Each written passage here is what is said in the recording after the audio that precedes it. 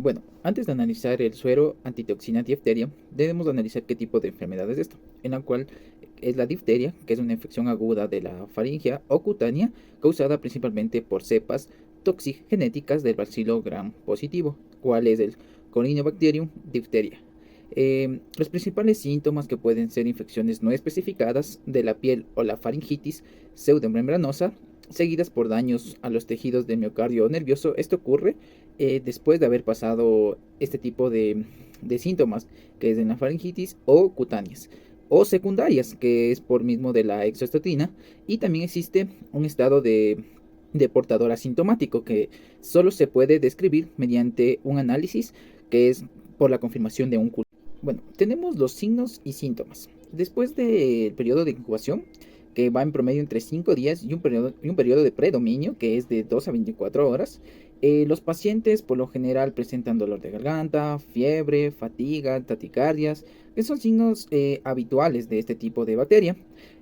Pero tenemos también el proceso de cuál podemos contraer este tipo de bacterias, que es por vía aérea, por contacto directo, por objetos contaminados, que también puede ser una causa de adquirir la difteria. En este caso también tenemos tratamiento. En el tratamiento tenemos la antitoxina diftérica, que se administra por única vez y a veces se la administra tempranamente antes de realizar un cultivo. ¿Por qué motivo? Porque esta neutraliza la toxina que no está unida a las células. Entonces tenemos una prevención antes de, porque también se pueden utilizar antibióticos, pero la antitoxina difterica es el fármaco de excelencia para evitar este tipo de, de contaminación por esta bacteria. Ya, un poquito más de hablar de la antitoxina diftérica, tenemos su mecanismo de acción. Tenemos que la célula o el dominio C que cataliza la transferencia de los restos de ADP ribosa de la nicotidamina nucleótido o NAT es un factor de clonación del F2, como se muestra en la imagen. Es un miembro de la unión de la GTP. La traducción o alargamiento del factor familia de esta proteína es un actor esencial de la proteína celular en la síntesis que permite la transferencia del complejo ARN mensajero desde el ribosoma hasta el sitio peptidtransferasa. Durante la síntesis de esta proteína, la antitoxina diftérica, o también conocida como DT, se dirige hasta la histidina diftamina, modificando la posttranscripcional de la F2-REF, donde la ADP ribosa de esta diftamina única es el residuo que previene la actividad de la translocación de la F2, como se muestra en la imagen, donde inhibe la F2. Resulta que esta producción de la proteína se inhibe y lo que forma que se forme la muerte de la célula huésped. Un poco más en el análisis de la antitoxina diftérica o suero también llamado, este se puede administrar por vía intramuscular o por vía intravenosa. En la vía intravenosa puede alcanzar el más rápido de la concentración sanguínea terapéutica de la antitoxina y por ello suele preferirse esta vía. También tenemos la dosis. La dosis oscila entre 20 y 100 unidades de insulina, según la extensión de las lesiones, pues la cantidad de toxina depende del tamaño de la membrana y del tiempo transcurrido del momento del comienzo de la enfermedad, como se ya analizó, en donde puede tener problemas del corazón o sistema nervioso. Entonces, según eso, se puede administrar entre 20 a 100 unidades. Y también tenemos que en el embarazo debemos ver o considerar la base del riesgo-beneficio. Por eso es categoría C en el embarazo.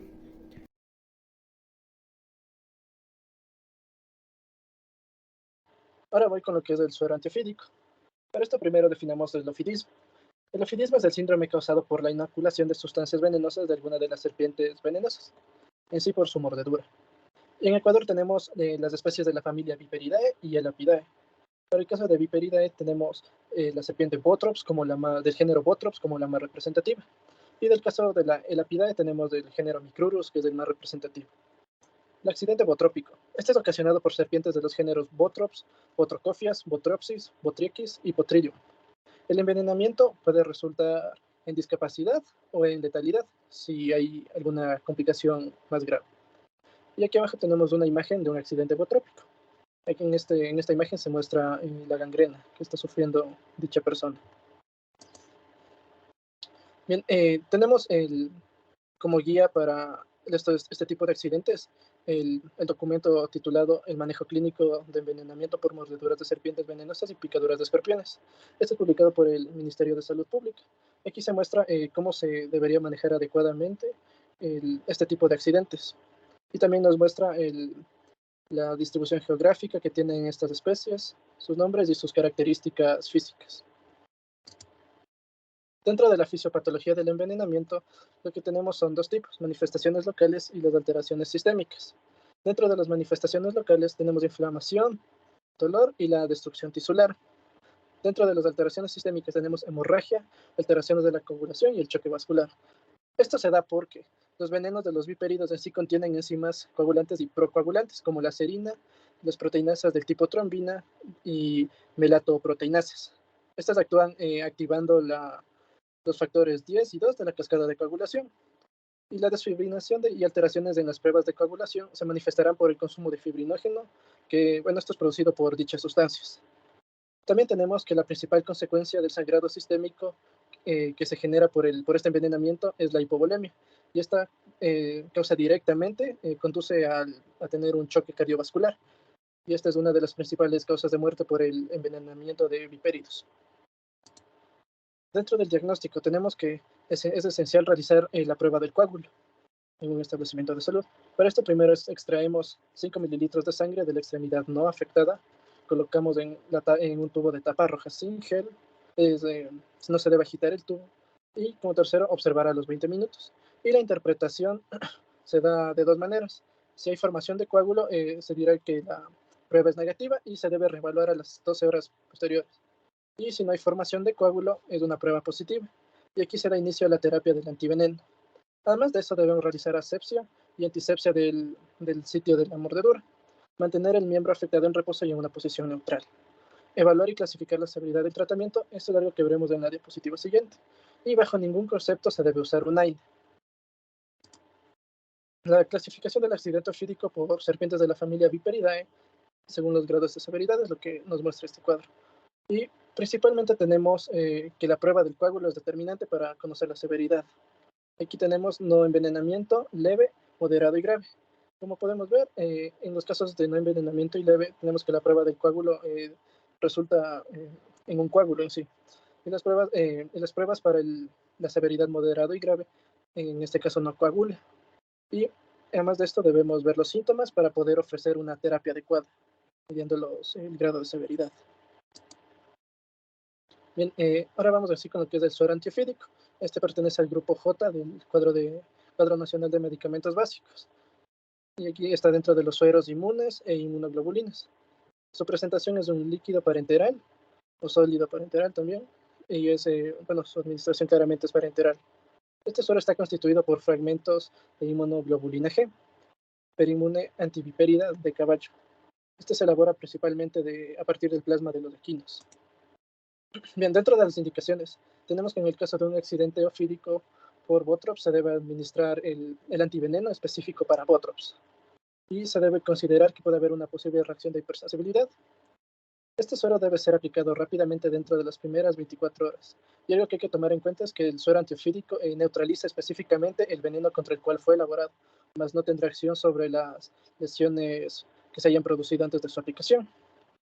Y dentro del mecanismo de acción tenemos que impide que el sitio activo del veneno interactúe con su receptor. Esto básicamente es que, bueno, textualmente como lo dice, impedirá que la toxina en sí del antiveneno puedan interactuar con el receptor.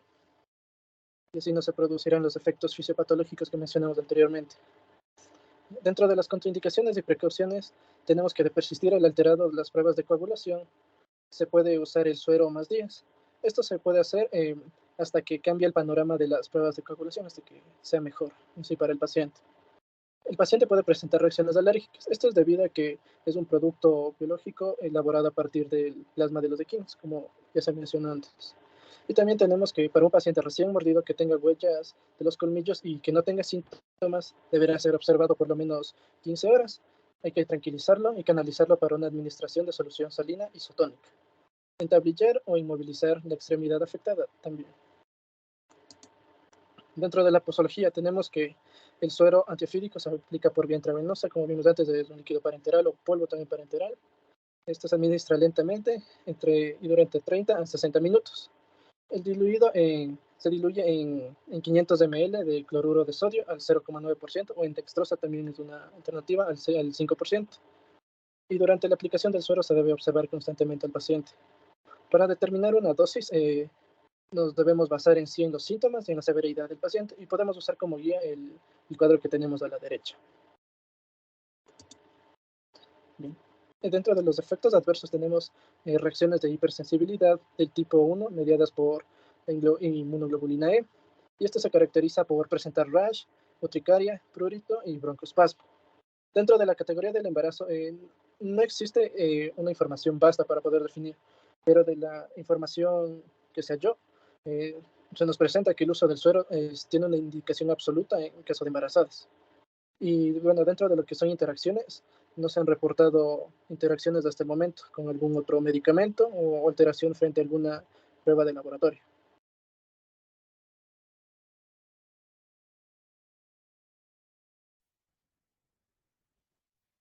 El tétanos es una enfermedad infecciosa aguda y letal, la cual produce un trastorno neurológico con una tasa de mortalidad de hasta el 40%.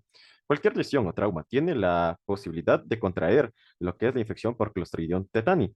Este Clostridium tetani es un bacilo largo, fino, móvil, gram positivo y anaerobio estricto, que en los cultivos se desarrolla de una manera espora esférica y terminal incolora, adoptando la morfología característica denominada en palitos de tambor. Esta espora, al degradarse, produce lo que es la toxina tetanoespasmina, la cual ejerce su acción fijándose en el sistema nervioso central, al que llega a través de los troncos nerviosos en dirección centrípeta. Lo hace penetrando la neurona motora periférica para a través del axón llegar a las neuronas del sistema nervioso central por un mecanismo de transporte interneural retrógrado. Una vez en el sistema nervioso central, actúa bloqueando lo que son los neurotransmisores inhibidores que normalmente actúan sobre la motoneurona. Esto conlleva a un estado permanente de activación motora. Existen estudios en los que sugieren la posibilidad de un transporte de la toxina a través de la sangre hasta otras neuronas periféricas sin que atraviesen la barrera hematoencefálica.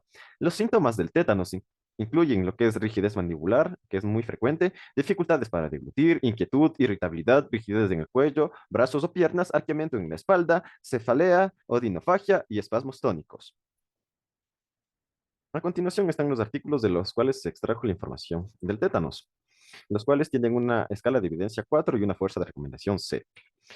Bien, para el tétanos existe el tratamiento con la antitoxina tetánica, en la cual está compuesta por fragmentos de inmunoglobulina neutralizantes de toxinas F. Esta antitoxina tetánica se produce a partir de la sangre de caballo inmunizada con el toxoide tetánico. El toxoide tetánico es difícil de purificar para producir lo que es este antibiótico. El antígeno del toxoide tetánico produce anticuerpos de bajo grado contra la toxina tetánica. Esta inyección está compuesta por una solución, la cual debe inyectarse vía intramuscular. Esta viene precargada de manera preventiva, se la utiliza con 2.000 a 5.000 unidades de insulina, de manera terapéutica de 10.000 a 20.000 unidades de insulina y en niños menores de 30 kilogramos de 1.500 a 3.000 unidades de insulina. Está contraindicada en personas que tienen hipersensibilidad al suero equino. En cuanto a la inmunoglobulina antitetánica humana, es otro de los antibióticos usados para la toxina tetánica. Esta es producida a partir de cuerpos purificados obtenidos del plasma de pacientes inmunizados primero contra la hepatitis B y luego contra el toxoide tetánico. Esta se aplica directamente al paciente sin una prueba cutánea previa. Eh, Sin embargo, tiene un riesgo potencial de contraer otras enfermedades infecciosas, ya que es obtenida a partir de sangre. El proceso para obtener esta inmunoglobulina antitetánica es cara y por lo cual es difícil de encontrar. Tiene un 20% menos de eficacia que la TAC. Requieren estas dosis múltiples.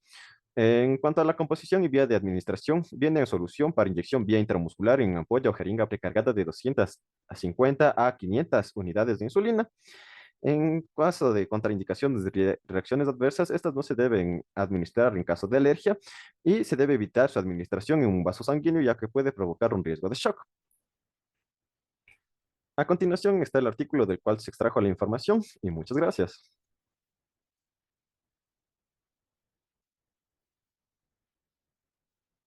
Para entender qué es la inmunoglobulina anti-D, es necesario entender qué es el factor Rhesus tipo D. Los factores Rhesus son características especiales de los glóbulos rojos humanos. Estas personas son denominadas Rhd positivas. Las personas que no poseen el factor Rhesus tipo D se denominan Rhd negativas. ¿Qué es la inmunoglobulina anti-D RH? Es un anticuerpo que actúa frente a los factores Rhesus tipo D y que es producido por el sistema inmunitario humano.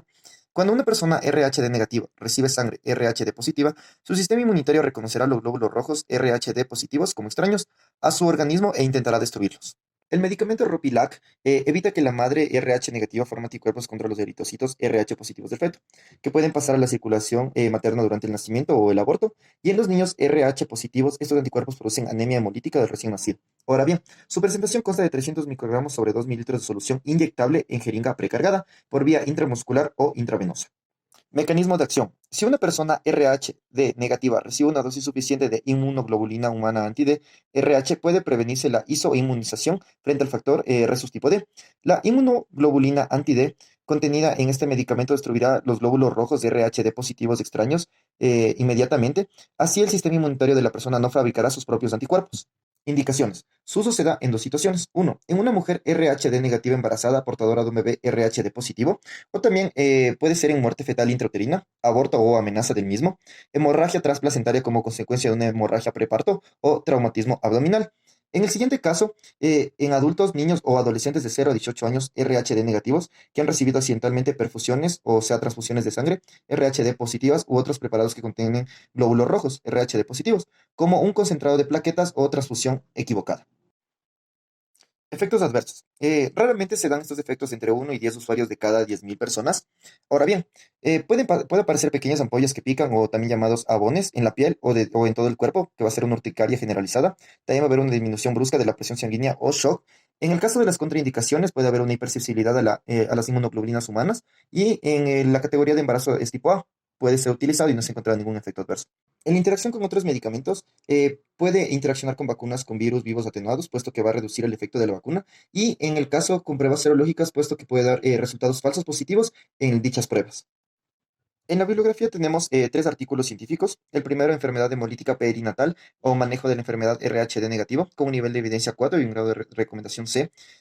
También tenemos título y concentración de Ig anti-D en enfermedad hemolítica del feto y el recién nacido, con un nivel de evidencia 2A y un grado de recomendación B. Y finalmente, manejo de la embarazada con isoinmunización por anticuerpos regulares, con un nivel de evidencia 4 y un grado de recomendación C. Mi nombre es Daniela Granda y yo les hablaré acerca de las inmunoglobinas antirrábicas. Para ello hablaremos sobre la rabia. ¿Qué es la rabia? La rabia es una enfermedad viral grave que afecta al sistema nervioso central y es generalmente mortal una vez que los síntomas aparecen.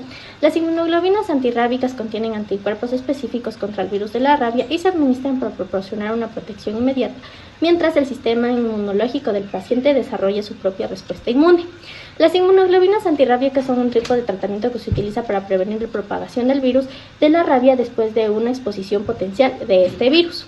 Las características principales de este medicamento.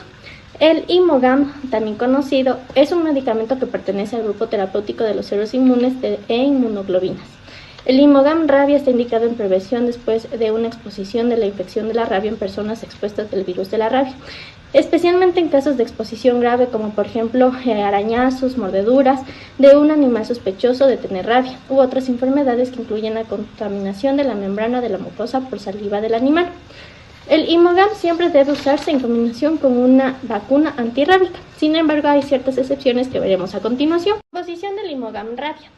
El principio activo es la inmunoglobina antirrábica humana, la cual va a tener una cantidad de inmunoglobina antirrábica humana mayor a 150 unidades por 1 mililitro, en cantidad de proteínas totales de 100 a 160 miligramos.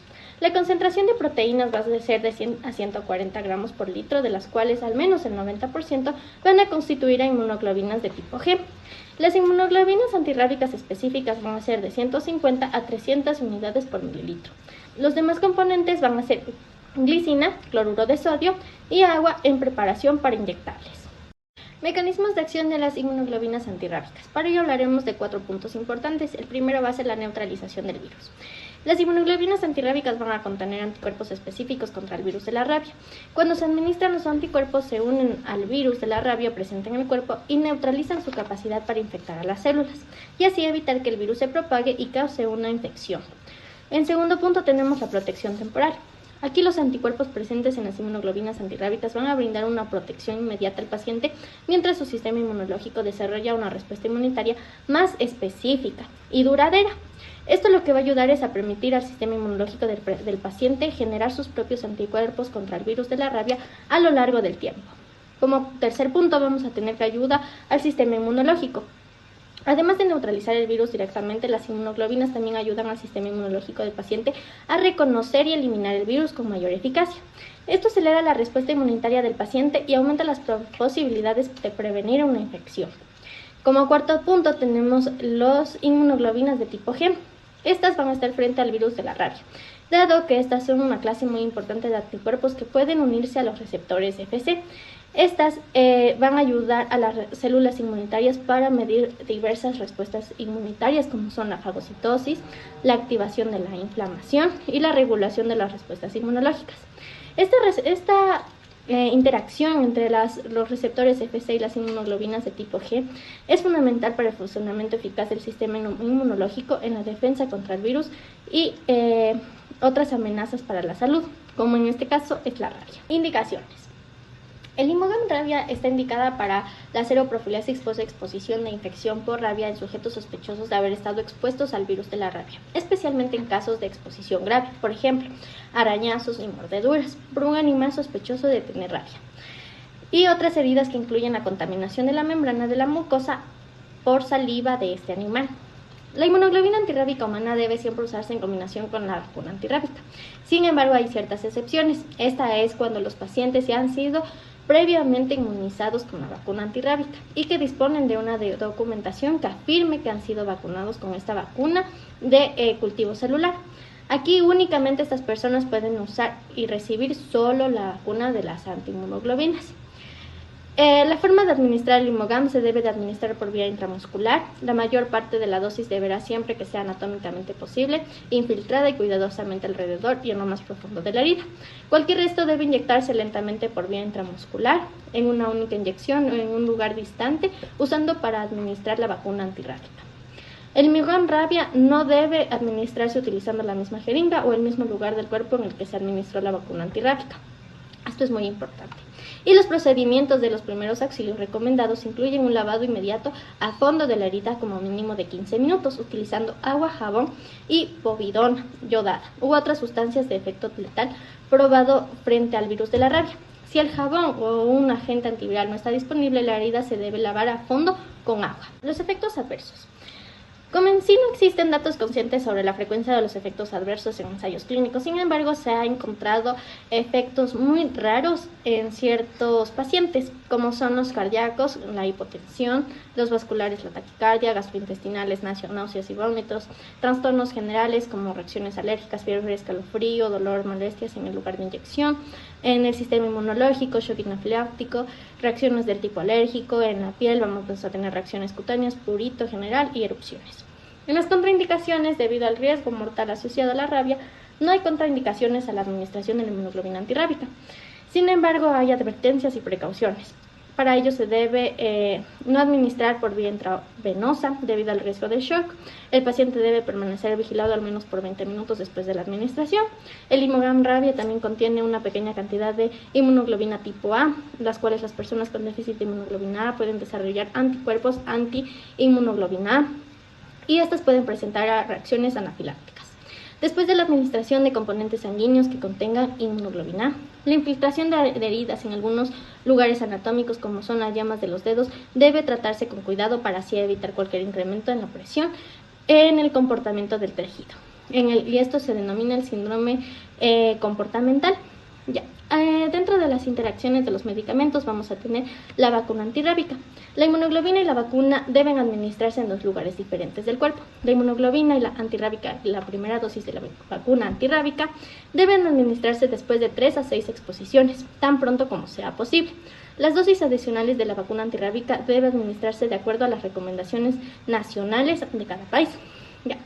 Las vacunas del virus atenuado La administración de inmunoglobinas debe interferir en el desarrollo de las respuestas inmunológicas, la respuesta del sistema de las defensas naturales del cuerpo, a las vacunas del virus vivos atenuados como son el sarampión, la rabiola, la parotiditis, la varicela, por un periodo de hasta 3 meses. Después de la administración, el Immunogram rabia se debe dejar en un intervalo de al menos 6 semanas, preferentemente 3 meses, antes de la vacuna de virus de vivos atenuados. Aquí también vamos a tener la interferencia con pruebas serológicas. Estas, después de una inyección de inmunoglobina, va a haber un aumento transitorio en varios anticuerpos transferidos de manera pasiva en pacientes que pueden dar lugar a resultados falsos positivos en las pruebas serológicas. En el embarazo, la inmunoglobina antirrábica va a ser categoría C, debido a que este medicamento para su uso durante el embarazo no ha sido establecido mediante ensayos clínicos controlados. La experiencia clínica con inmunoglobina sugiere que no se esperen efectos perjudiciales durante el curso del embarazo en el feto y en el recién nacido. La lactancia en las inmunoglobinas se van a excretar en la leche materna y esto debe ser de mucho cuidado debido a la función de los riesgos tanto para la madre como para el feto. La rabia es una enfermedad mortal, por lo que la protección de la madre es fundamental. En el caso de la inmunoglobina antirrábica, generalmente se clasifica como categoría C debido al riesgo. Sin embargo, la decisión de administrar las inmunoglobinas antirrábicas durante el embarazo deben ser tomadas por un médico después de una evaluación cuidadosa, la situación individual del paciente y una discusión a los riesgos-beneficios potenciales. La dosis recomendada es la misma tanto para los niños como para los adultos. Una única administración intramuscular de 20 unidades por kilogramo de peso corporal, al mismo tiempo que la administración de la primera dosis de la vacuna de antirrabia. El siguiente caso clínico nos presenta a un niño de 13 años, masculino, de la ciudad de Lima, Perú. Este no posee alergias, tenía el antecedente de un esquema de vacunación incompleto. Según su madre, refirió que el menor solo había recibido las vacunas del nacimiento y las de los 2 meses de edad. Como descripción del caso, la madre del menor acudió al centro médico por una laceración en el segundo dedo de la mano. Esto fue ocasionado por una cadena de motocicleta y tuvo 2 semanas de evolución. La madre del paciente en un inicio trató la herida con remedios caseros y posteriormente se suturó la herida en un centro de salud local. Este fue recibiendo 2 dosis de un antimicrobiano no especificado. El paciente no regresó a realizarse curaciones y tampoco recibió nuevas dosis de antibacterianos. Sin embargo, presentó síntomas. 7 días antes del ingreso, el menor presentó dinofagia, que es el dolor que se experimenta al tragar alimentos sólidos y líquidos, así también en algunos casos la propia saliva. También se asocia un aumento de dolor en la herida del dedo que adquirió una coloración rojo oscuro. 2 días después se agregó un dolor cervical, dorsal y lumbar, el cual limitaba la deambulación. 3 días antes del ingreso presentó dificultad respiratoria con limitación de la movilización del tronco, con flexión y extensión limitada de las extremidades superiores. A su ingreso, el paciente se encontraba en decúbito dorsal, estaba hipoactivo con rigidez cervical, contractura de músculos de tórax y músculos masseteros. Tenía limitación en la apertura bucal, disartría y risa sardónica, como podemos observar en la figura 1. No se evidenció signos de dificultad respiratoria, la frecuencia cardíaca, respiratoria, temperatura y saturación de oxígeno estaban en rangos normales. Durante la exploración física se observó una lesión necrótica en la parte distal de pulpejo del segundo dedo de la mano derecha. Este se extendía hasta la base de la falange distal, con escasa secreción purulenta en la base del lecho ungual, como podemos observar en la figura 2. En el diagnóstico se determinó que la patogenia de esta enfermedad comienza con la contaminación de la herida. Esto pudo deberse por las esporas del Clostridium tetani, las cuales pueden sobrevivir durante largos periodos en el ambiente. En condiciones de anaerobiosis, las esporas germinan liberando una toxina extremadamente potente. Una vez que invaden la célula nerviosa, no pueden ser neutralizadas por el toxoide. La toxina se mueve a través del transporte axonal retrógrado hacia la médula espinal y el cerebro, donde se acumula y evita la liberación de neurotransmisores inhibidores, lo que resulta en una sobreexcitación del sistema nervioso. Esto se manifiesta clínicamente como espasmo muscular de rigidez, aumento del tono muscular e inestabilidad astronómica generalizada. Como tratamiento farmacológico, infectología planteó inmunizar al paciente con toxoide tetánico e inmunoglobina antitetánica para humanos.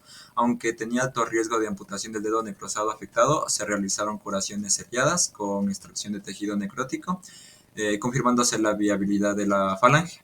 Se continúa el esquema antimicrobiano con penicilina G sódica y metronidazol intravenoso a 30 miligramos por kilogramo. Por último tenemos la evidencia del caso, el cual lo extraje de un título que se llama Tétanos generalizados en un niño parcialmente inmunizado.